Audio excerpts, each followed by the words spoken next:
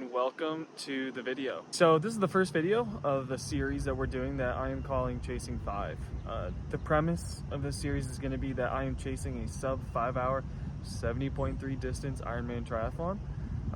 So for those of you who are not sure what that is a 1.2 mile swim into a 56 mile bike ride into a half marathon, which is 13.1 miles. My previous attempts, I've been sitting around the 5:20 mark. So what we're going to be doing with this series is exploring topics that the everyday person who might be interested in doing triathlon or doing endurance sports is going to struggle with. You know, I'm a full-time ER nurse who also PRNs as a charge. So 12-hour shifts, you know, very much on my feet, very active. Affording how to do such an expensive sport, balancing work, life, family, training in the heat of Texas. I'm really excited to explore these topics because I feel like a lot of the videos I watch are either professionals or people who have been doing this for a very long time, perform at a high end and have like a crazy budget where they can just buy, and they can buy their time. A lot of us can't buy our time. We have to work through it. We have to, you know, get the extra FTP going. We have to put in the work in the pool, you know, and so forth. So really excited to do this video series with you guys. And if you go ahead and drop a comments below on like specific topics you want covered throughout this series, I'll absolutely do my best to get those covered. So for this next portion of the video, I just want to take you guys through what a few of my longer workouts look like. Now these are nothing special at this phase of the training block. So right here I'm getting ready for my long run. This long run was 1 hour and 50 minutes at a 7:44 total pace. I try to keep it zone 2, really keep it light, make sure I'm taking in nutrition, no problem. As you can see, I'm running with my 6-year-old cattle dog. Her name is Tessa. I do probably about 60% of my total mileage with her. Today, right here, we are running out at White Rock Lake, very well-known spot out here in Dallas. The next morning, yes, literally the next day, I'm getting ready for my long ride, which typically involves, first of all, coffee and watching some YouTube while I just slowly wake up. I also usually eat some kind of toast, getting some extra carbohydrates, some extra calories, knowing that I'm going to be out there for a while. So for the most part, I have my long rides down to a very well-known routine for myself. This usually includes me getting the bike ready in the morning after I eat, making sure I check my tire pressure.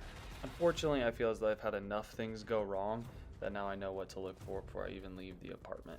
You guys are also getting a quick little glance at what my indoor cycling setup looks like with the TV, the flag, indoor trainer, fans, everything, so forth. But yeah, we're getting ready to head out and we're going to enjoy a nice long ride.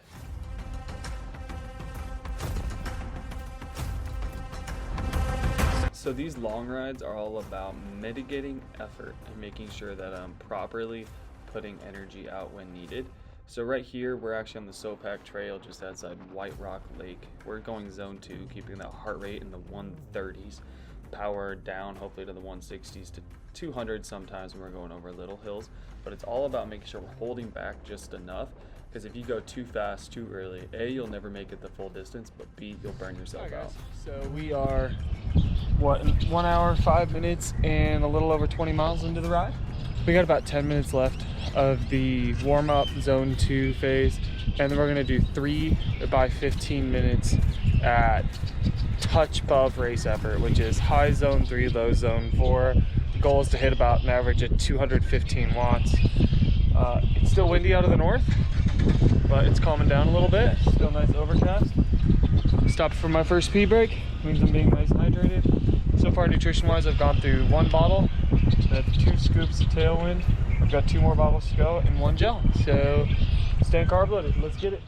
So personally, I'm a huge fan of working out in the conditions you could potentially race in. So yes, this day was a little cool and it was extremely windy, especially at the start. The wind actually started to back off towards the end.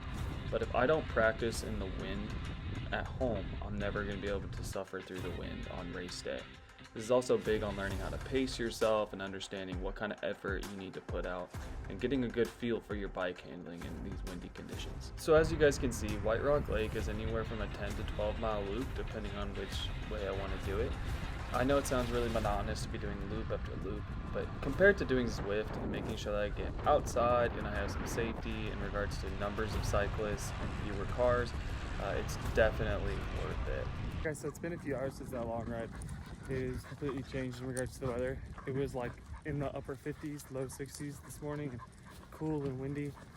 There's barely a breeze, and it's 82 and sunny. It's just a weird change. But that being said, the long ride went relatively well, considering that it was on the heels of a pretty long run as well. So total stats ended up being 68.29 miles at a 19.8 mile per hour average. Averaged 181 watts over those 3 hours and 28 minutes. Felt pretty good. I mean, my legs felt fatigued, but at the same time, like systematically wise, I felt like I had plenty of energy. Like I could have kept going. I almost did keep going for 70, but I threw in an extra bonus ride for an hour and a half this week, so to meet up with a friend. So because of that, I said, no, we can just hold off. You're fine. This is probably still some of the highest mileage cycling wise I've done in a very, well, probably honestly ever. I was gonna say a long time, but this is probably the highest mileage I've ever done. During this video, the theme I really wanted to have was, what have I learned in the past from other races that is going to be able to help influence being better as I go forward on this sub 5 hour. Now, the first race I ever did was 70.3 Des Moines. This was in 2021, off the heels of COVID, and really a 70.3 distance because it thunderstormed to the point where we couldn't start till 10 a.m. and they had to shorten the road course in order to open it back up to the public due to their contract. So we ended up doing a 26-mile ride instead of a 56-mile ride, and that and it's still, but because we started later in the day, I actually got really overheated. It was really hot, humid. The theme for that entire training block, my first 70.3, was choosing consistently good over occasionally great. I lived and died by what I call my quote-unquote hero workouts. The big days. The little days didn't matter. Technique didn't matter. Honestly, recovery didn't matter. Fueling didn't matter. Like, nothing mattered.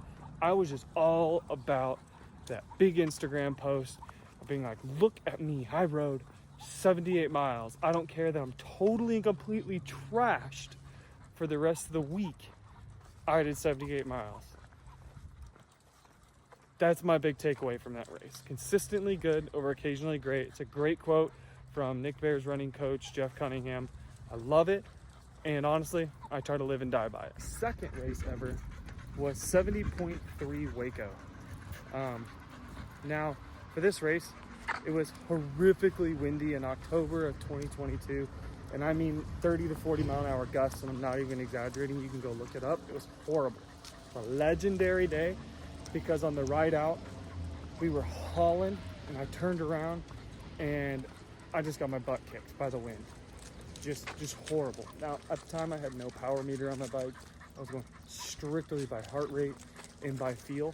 Not a bad way to start racing. Once again, totally recommend that being a good way to start. Gives you more of an idea of how your body functions. But the theme of this race was pacing. Now, the reason I say the theme of this race was pacing was I felt so good on the way out on that bike. When I tell you, I was moving, right? And then I remember turning around, and there was this guy going the other direction. He looked miserable, and he looked at me, and he said, "This is where the real race begins." And I knew this was about to be a much longer afternoon than what I initially anticipated. And it was, because by the time I got off the bike, I was like, okay, I'm gonna make up time on the run because the wind was so bad.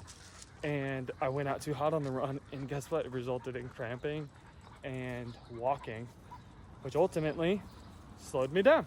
So, Waco 22, I learned the importance of pacing. Okay, so my third 70.3 distance was Galveston, 70.3 in April of 24. The theme of this race was nutrition. That was my biggest takeaway. So that race was great for me for a little bit. So you swam in the Galveston Bay. Those of you that know, every Texan knows that water's disgusting, and it was. And it ended up giving me some GI issues. But honestly, I'm not going to even attribute that water fully to all the GI issues. I'm going to attribute my lack of nutrition to the GI problems that I was dealing with. The reason I say that is because I finished that ride and I looked down and I still had an extra full bottle of nutrition left. That's problematic because as the sun comes out and you're getting off the bike and you start running, your stomach starts churning, right? I started getting bubble guts. I also had like a mix of fuel. I had a bottle of this, a bottle of that, and I just did not know what I was doing for whatever reason that day. I just did not fuel well. I was so caught up on my bike split and I overbiked and I underfueled and it just did not result well. All right, so the last race I did was Waco in October 2024. And the theme from this one was just perseverance. The reason I say it's perseverance isn't because it was necessarily a lesson I learned, but it was just the theme overall.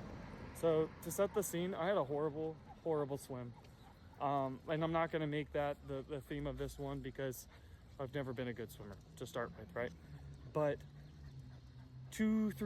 mile marker 3, as I was just on the other side of the finish line, actually, like I could see the finish line, but just heading out on the bike course, I idiotically was so focused on passing people and I kept looking back to make sure I wasn't drafting or cutting anybody off.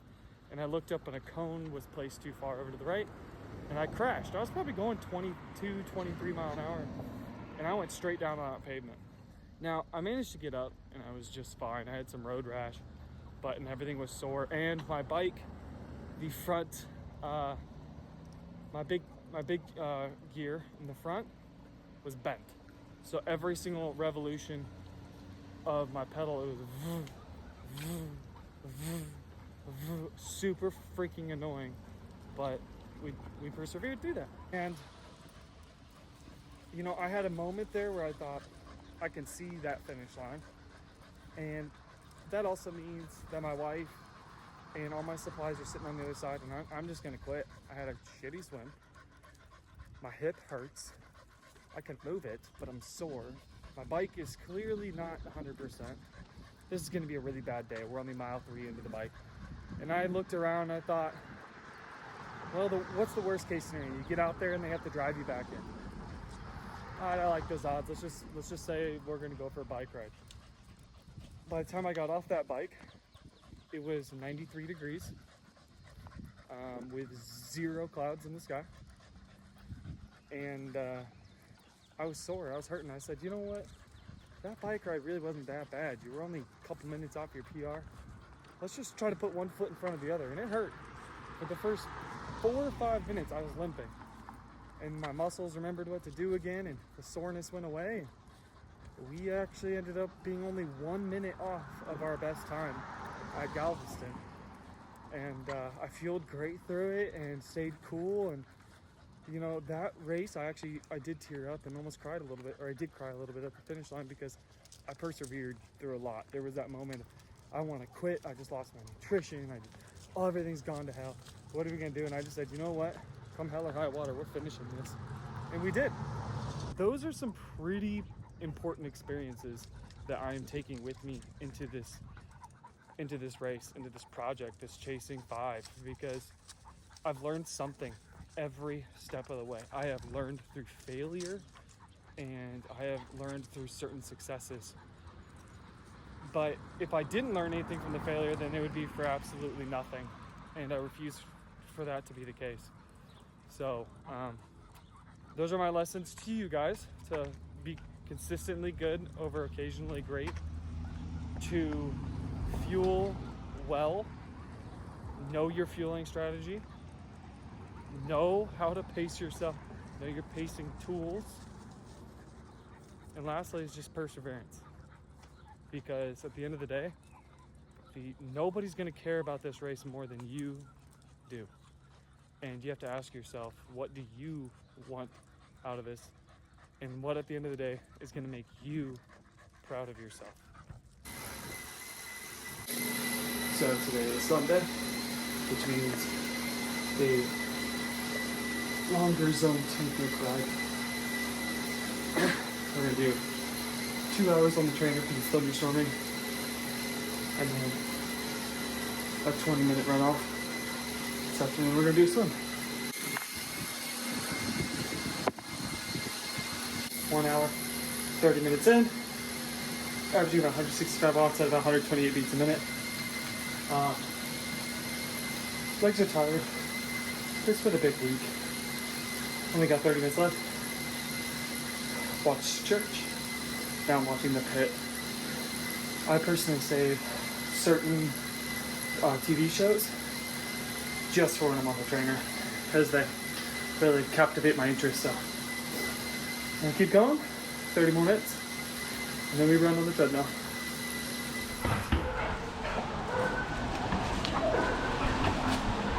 I decided we were gonna take Tessa and go outside because it's only sprinkling and she is crazy, which all in the days of having a kettle dog. It's really important that they get lots of exercise, and when it's thunderstorming a lot, it's kind of hard to do that. So here we are instead. We are going to do a 10 to 20 minute runoff, probably fall somewhere in between, and then we still have a swim later today. So we're gonna hop to.